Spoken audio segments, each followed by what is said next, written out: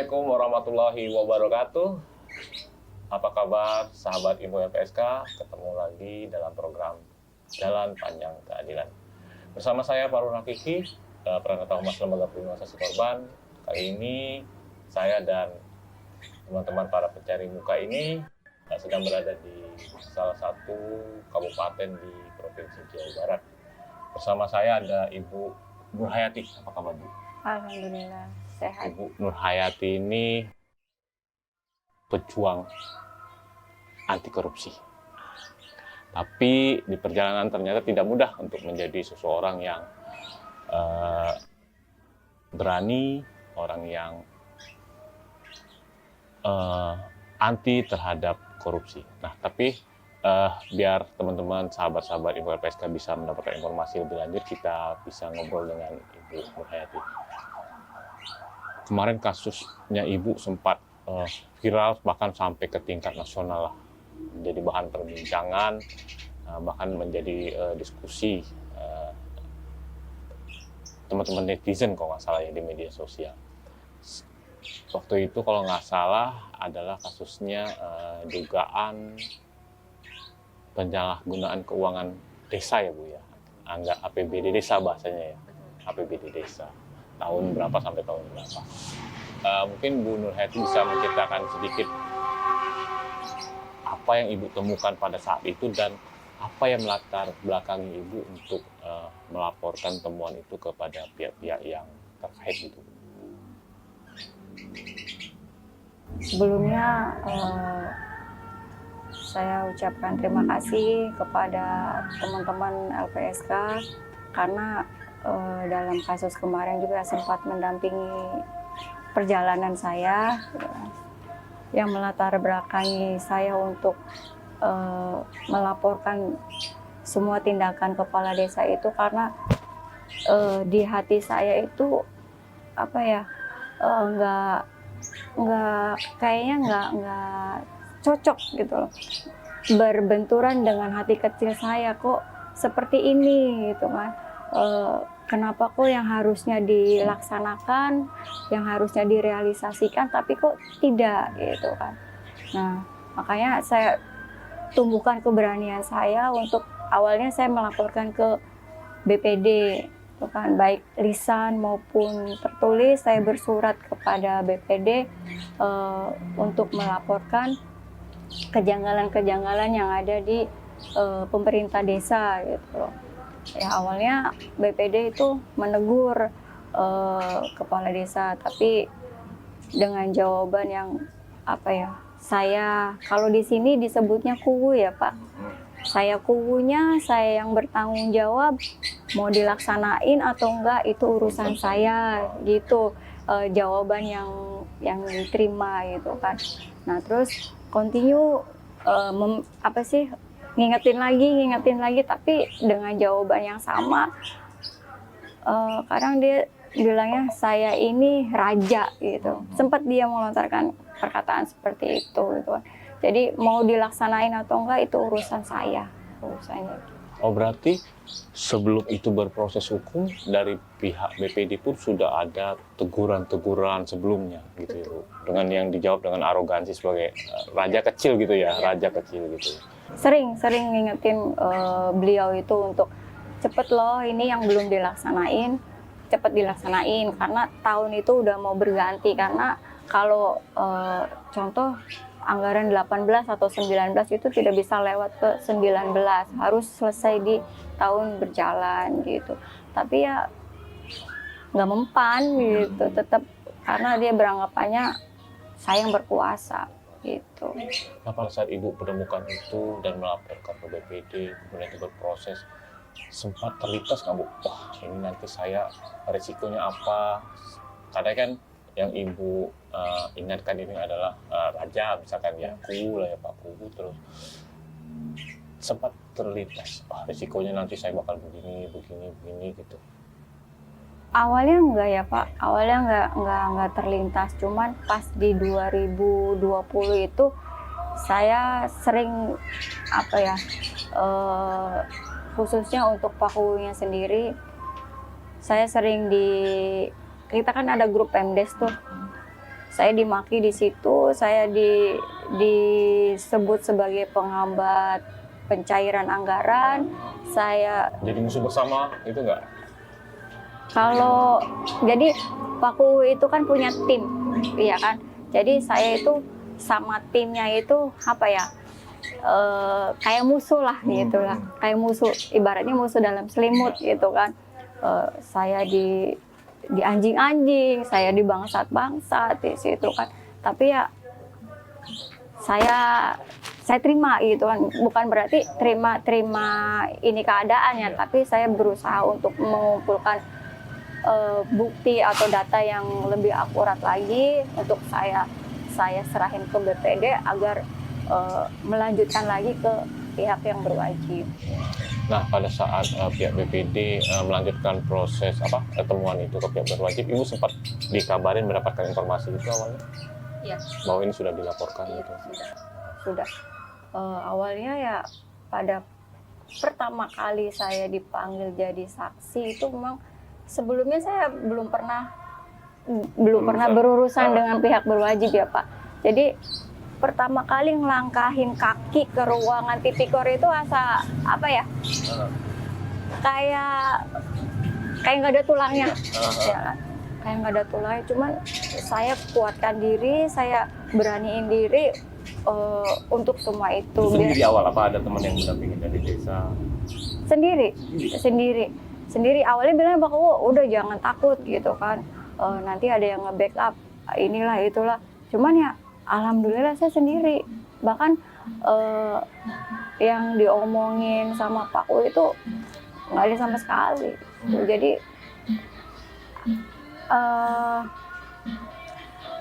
apa ya namanya? Ininya dia ke anak gue itu nggak ada. Nah, sampai itu berproses dari polisian sampai kejaksaan, sampai Ibu mendapatkan kabar ditetapkan menjadi salah satu tersangka, itu siapa yang menyampaikan awalnya, Bu? Waktu itu hari Rabu kalau nggak salah. Hari Rabu saya ditelepon sama pihak tipikor. Waktu itu kan di desa habis ada kegiatan vaksin. Nah, saya pulang duluan karena memang sudah capek gitu kan. Nah, ditelepon, minta suruh datang lagi ke desa, saya datang kan.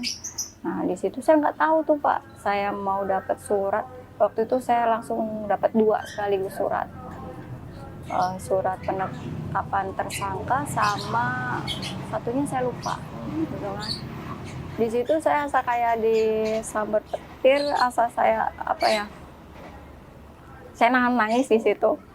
Saya berusaha untuk tidak nangis, tapi ya balik lagi, saya manusia biasa ya, nyampe rumah saya histeris dengan apa yang kenyataan yang saya terima, dengan proses yang begitu panjang yang saya alami, tapi kok dibeginikan gitu kan.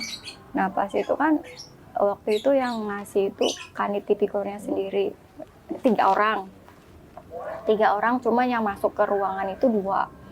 Waktu yang ngasihin langsung ke saya itu kanitnya, dan beliau tuh bilang gini, sebenarnya saya itu berat ngasih surat ini ke ibu katanya, karena dengan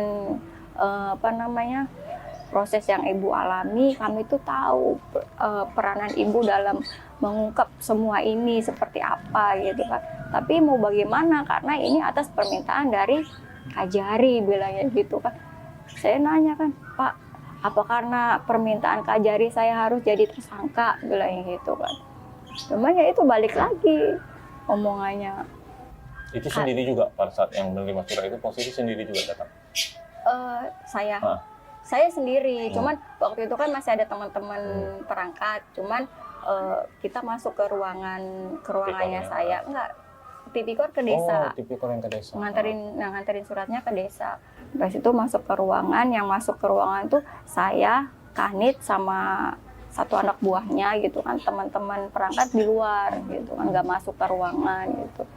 Cuman pada saat ngasih suratnya itu beliau ngomongnya berat ngasih surat ini ke saya, sudah tersangka itu. Karena apa? Beliau tahu peranan saya itu dalam mengungkap kasus tersebut sampai dengan sampai ke kejaksaan gitu. Tapi kejaksaan nggak mau P21 bilangnya gitu. Kalau saya nggak mau jadi tersangka. Tuh. Nah, tadi itu sempat dibilang histeris ya Bu. Tapi itu ditahan pada saat menerima surat masih ditahan. Saya ditahan Kapan akhirnya diluapkan itu? di rumah. Di rumah saya nangis ke kakak saya. Ya pikir kakak saya itu ada apa gitu kan. Nggak taunya ya saya cerita pelan-pelan sambil nangis.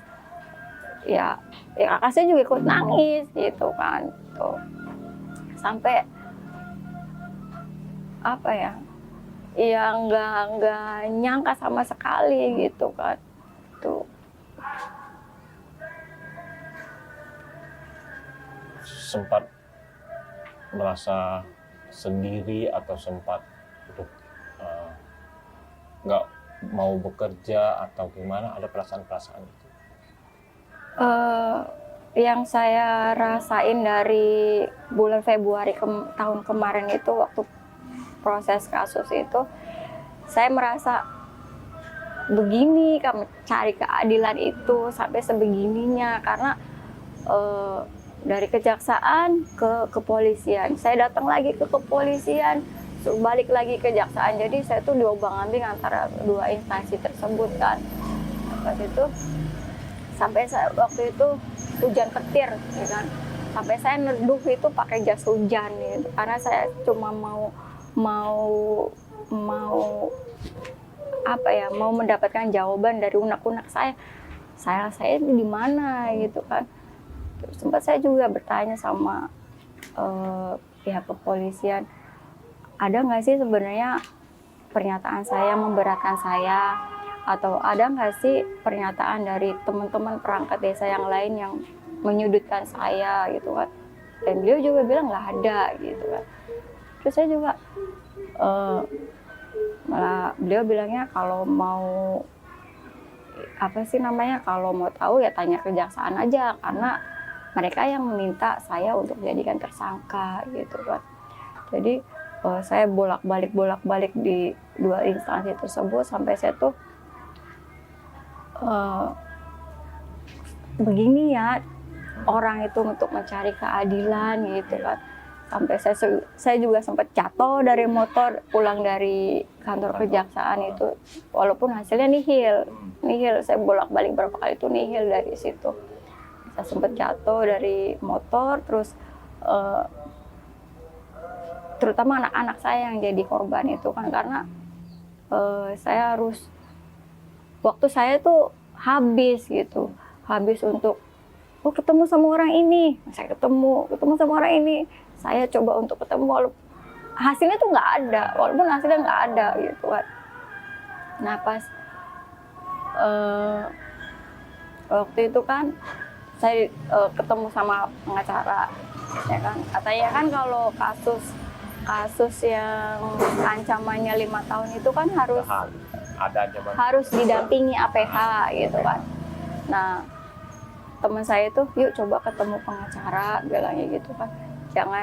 Jangan pengacara yang waktu di kepolisian, karena saya juga nggak tahu di situ tuh ternyata saya sudah disiapin PH gitu kan, dan saya juga di situ mau BAP tersangka gitu, saya nggak tahu. Nah pas itu kan kata teman saya itu, yuk ketemu sama pengacara, jangan dari yang kepolisian. Dan tahu nggak, ternyata memang mungkin karena sekolahnya mahal ya, jadi tarifnya mahal. Sampai saya tuh, ya Allah saya uang dari mana gitu kan gitu. Nah pas itu saya komunikasi sama BPD kan, ini kok gimana untuk pengacara kok sampai segitu gitu kan, saya uang dari mana gitu kan.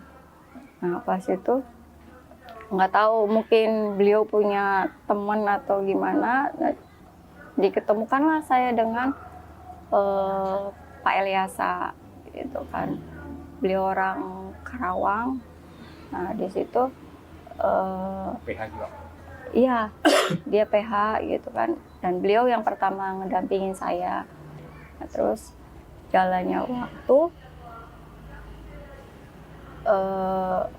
waktu itu hari Selasa pemanggilan P21, saya lupa tanggalnya ya Pak.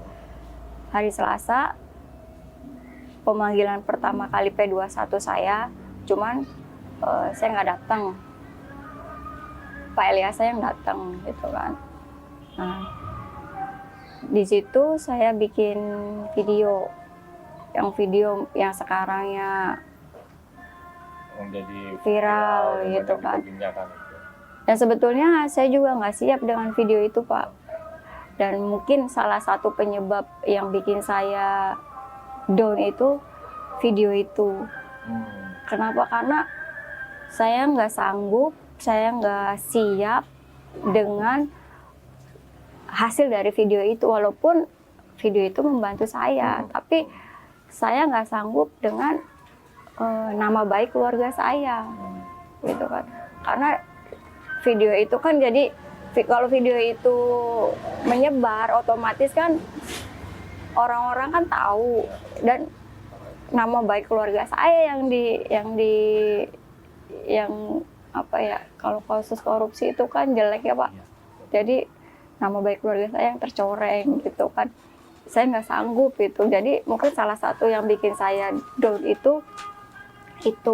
Nah, dini hari 2:30 itu saya apa ya, nggak bisa apa-apa. Rencana itu memang mau ke LPSK waktu itu. Cuman saya dibelokin ke rumah sakit karena saya ngedrop.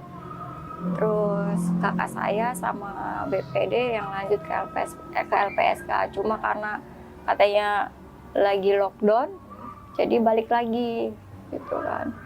Dan ternyata saya dinyatakan COVID waktu itu kan. Saya isolasi, dan pas saya 5 hari perawatan, nggak taunya di luar sana sudah booming kasus saya gitu kan. Karena saya nggak boleh. Dapat informasi nggak? Beneran itu videonya di mana-mana gitu, terus dibahas orang. Sempat dapat informasi itu? Sempet, saya kan kalau nomor saya disita sama keluarga, saya nggak boleh pegang HP gitu kan. Cuma saya dibawain 1 HP khusus untuk komunikasi dengan keluarga gitu kan. Cuma saya dikirimin video sama keluarga itu pada saat anak saya nonton acara di TV itu, ada saya. Anak saya bilang gitu, "Oh mama ada di TV." Hati saya tuh terenyuh, saya nangis di situ Mas kan. Tapi di TV-nya itu dengan berita yang seperti itu gitu kan. Cuman selama saya di rumah saya nggak tahu di luar itu seperti apa gitu kan. Cuma pas udah pulang kok rame gitu kan. Terus pas saya pegang HP saya lagi, itu ternyata sudah banyak panggilan WhatsApp yang masuk gitu kan. Terus selain itu juga ternyata banyak orang-orang nih yang peduli sama saya, yang sebelum kasus saya ini mencuat, seolah-olah saya tuh ngerasa sendiri gitu kan. Saya sendiri, nggak ada yang mau, "Oh sini saya bantu kamu" gitu kan, "Sini saya nolong kamu", nggak ada. Coba pas kasus saya itu ini, ternyata saya tahu, oh banyak orang yang peduli sama saya gitu kan. Berarti yang awalnya ibu buat video itu ya pada saat proses P21, pelimpahan perkara dari Iya. Iya. Itu yang latar belakang. Iya. Memang ada satu orang yang nyaranin saya, "Mbak coba bikin video." Udah lama. Cuma saya nggak siapnya apa? Kalau video itu mencuat, nama baik keluarga saya dipertaruhin gitu. Saya nggak sanggup. Gara-gara tingkah satu orang, nama baik keluarga besar saya hancur gitu, jelek. Saya nggak mau. Tapi ya alhamdulillahnya juga ternyata orang-orang di sana itu nggak tidur, nggak buta mata hatinya gitu kan. Mereka bisa menilai mana yang benar dan mana yang salah gitu. Mungkin nggak sempat terlintas itu Ibu, misalkan bahwa selama ini saya sendiri, ternyata nggak begitu. Karena mungkin orang nggak tahu apa yang Ibu rasakan, Ibu alami, sehingga orang nggak tahu. Tapi pada saat orang tahu, ternyata banyak temannya gitu Ibu.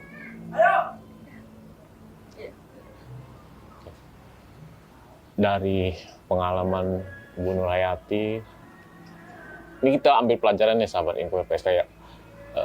Perbincangan kita saat ini setelah kasus Ibu Nurhayati tidak akan banyak bantu Ibu Nurhayati, tapi paling nggak pelajaran pertama itu Bu Nurhayati mungkin menjadi saksi belum pernah, berproses hukum belum pernah, tapi mau datang ke kantor polisi sendirian. Untuk orang awam mungkin nggak banyak yang berani seperti itu, apalagi ini kasusnya tindak pidana korupsi. Pelajaran kedua, proses mencapai keadilan itu nggak gampang. Keadilan yang Bu Nurhayati perjuangkan ini sebenarnya bukan keadilan individu, bukan keadilannya bagi Bu Nurhayati, karena ini tindak pidana korupsi, keuangan negara, ini uang kita. Ini uang kita yang diduga ada penyalahgunaan. Bukan kepentingan pribadi Bu Nurhayati yang beliau perjuangkan, tapi beliau mengambil resiko itu. Dan ternyata nggak mudah, sahabat, nggak mudah. Ada kehidupan Bu Nurhayati yang menjadi sasarannya, kemudian ada nama baik keluarga besar ya Bu ya, karena tindak pidananya korupsi. Tapi itulah perjuangan mungkin ya Bu, perjuangan. Tapi di awal Bu Nurhayati merasa sendiri, tapi ternyata di perjalanan orang nggak tidur ya. Orang yang tahu apa yang dialami, apa orang yang dirasakan Bu Nurhayati, orang-orang mulai memberikan perhatian. Sebelumnya Bu Nurhayati kalau tadi belum pernah berproses hukum, tapi udah sempat mendapatkan informasi atau mengetahui apakah menjadi pelapor, menjadi saksi itu ada hak-hak yang dijamin oleh negara melalui undang-undang atau peraturan-peraturan gitu. Belum. Saya tahu LPSK juga ya pas kasus berjalan, pas saya sudah jadi tersangka gitu kan Pak. Nah, memang ada orang baik waktu itu nyuruh saya, kamu bikin surat. Waktu itu ada 36 instansi yang saya kirim suratnya. Cuman pas waktu di salah satunya LPSK, cuman pas waktu di surat itu kan ada 19. Setelah surat itu jadi, beliau tambah ini ke sini gitu kan. Jadi totalnya itu ada 36 surat yang saya kirim. Awalnya memang saya nggak tahu kalau ada lembaga yang melindungi saksi dan korban gitu kan. Cuman ya mungkin saya diketemukan dengan orang baik tersebut, itu adalah salah satu pertolongan dari Allah ya, petunjuk dari Allah agar saya ke LPSK gitu kan. Ini bukan yang PH Ibu tadi, orang baik ini? Bukan. Nanti kita cari ini menjadi sahabat saksi korban Bu. Ini orang baik berarti menyampaikan informasi, menjembatani Ibu dengan salah satu institusi negara yang memberikan jaminan. Nanti kita coba cari lah ya. Kita punya program komunitas sahabat saksi korban Bu. Nah, orang-orang yang seperti beliau lah mungkin yang mendapatkan informasi awal kemudian menyebarkan. Nah, ini yang orang-orang yang seperti ini sih yang karena LPSK mungkin ada keterbatasan juga ya Bu ya. Tidak semua orang tahu tugas fungsi LPSK, tapi lewat orang-orang mungkin nanti Bu Nurhayati udah tahu, menyampaikan juga ke orang lainnya. Itu mudah-mudahan pesan-pesan yang berantai untuk kebaikan ini yang ingin kita tularkan menjadi apa ya, kalau tadi Ibu bicara COVID, kita menjadi pandemi COVID lah ya, pandemi perlindungan saksi korban, biar dia cepat meluas, cepat menular gitu, sehingga banyak orang yang tahu. Dari 36 surat yang Ibu kirim, Itu institusi semua, lembaga-lembaga Ibu ya? Iya. Banyak yang merespon? Yang merespon itu LPSK, kemungkinan juga Kejaksaan Kejagung ya, Kejagung. Terus udah sih, udah Kak. Dari pengalaman dari awal sampai sekarang, kapok kamu jadi melihat satu ketidakadilan kemudian Ibu suarakan? Kalau kapok sih enggak Pak, Nah, cuma mungkin masih ada rasa trauma sedikit kalau ketemu dengan APH gitu kan. Cuma kalau untuk memperjuangkan yang memang seharusnya menjadi haknya, insya Allah saya nggak akan berhenti gitu kan. Yang kemarin itu yang membuat saya semakin terpacu untuk ayo cepetan ini segera, ini kan karena ada haknya anak yatim itu nggak direalisasi sama bantuan untuk masjid gitu kan. Dan memang kalau untuk masjid nilainya agak lumayan besar gitu kan, 100 juta, dan itu saya sempat dimaki-maki sama beliau karena pihak panitia itu mengetahui kalau uang itu mau cair gitu kan. Cuman di situ saya masih menutupi. Nah waktu itu kan negur saya gitu kan, kenapa itu kok DKM bisa tahu uang cair gitu kan. Karena kalau baik uang kader posyandu, segala macam yang berbentuk keuangan, kalau masyarakat tahu itu pasti Pak Kugu tuh nyerangnya saya.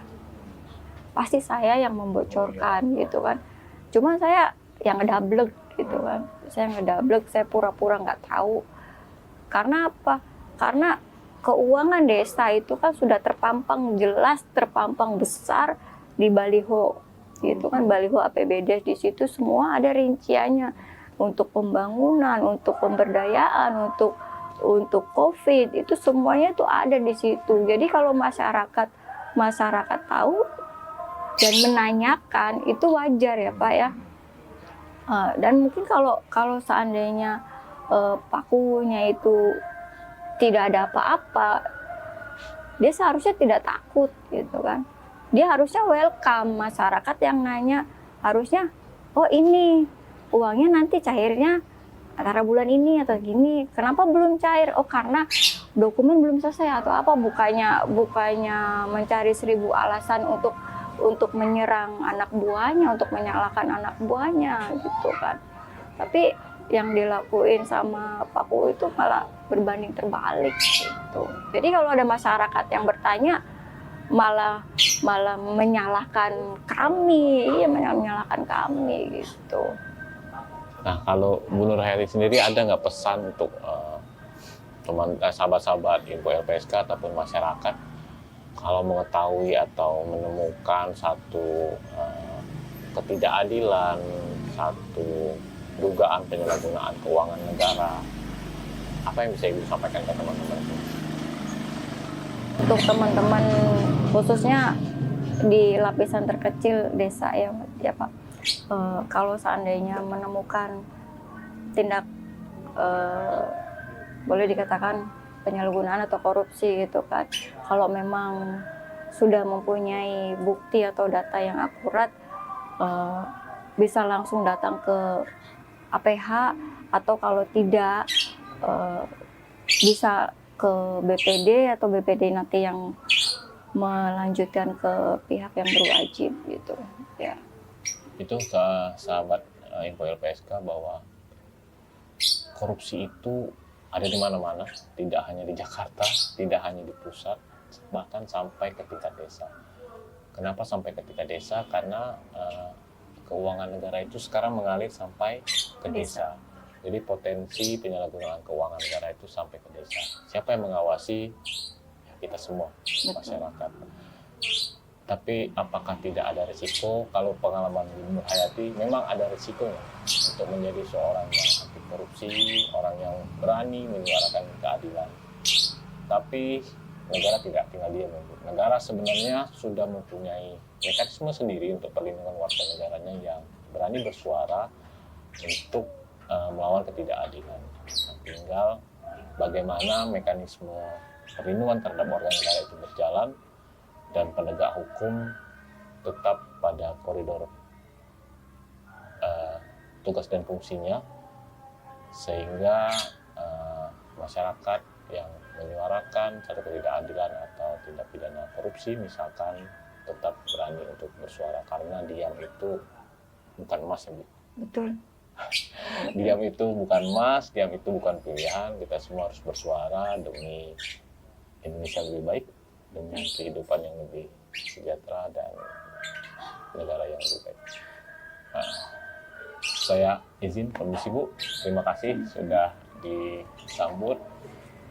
Sampai ketemu lagi teman-teman, saya Farul Haski dan Bu Nur Hayati. Kami undur diri sampai bertemu dalam program Jalan Panjang Keadilan selanjutnya. Assalamualaikum warahmatullahi wabarakatuh.